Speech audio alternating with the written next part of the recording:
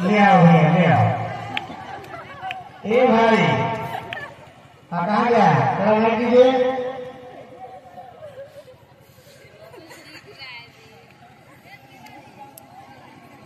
हाँ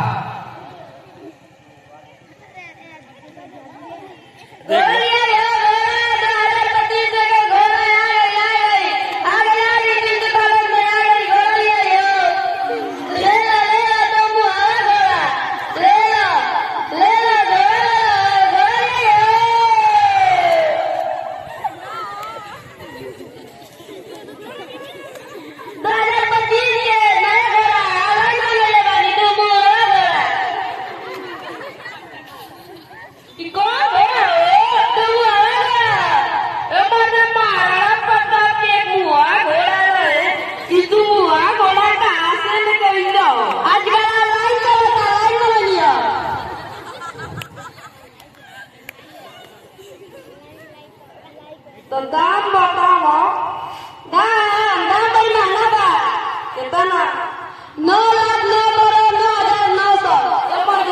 ज्यादा कुछ कम करो हो जाए 2-3 रुपया। चलो ये लॉट कैश और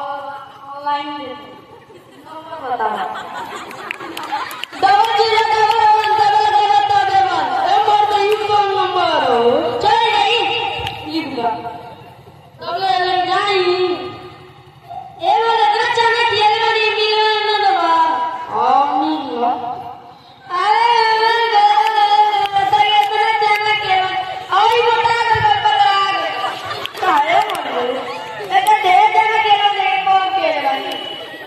खासियत का एक तो ससुराली लेके जाए एक घरे पहुंचाए और ये जाए सासू मां देखियो तो कचरा ठीक बात है हम चलता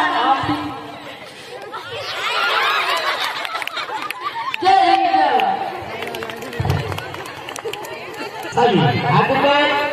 ताली बजा 2,25 का महाराणा प्रताप का एक घोड़ा देखे थे आप लोग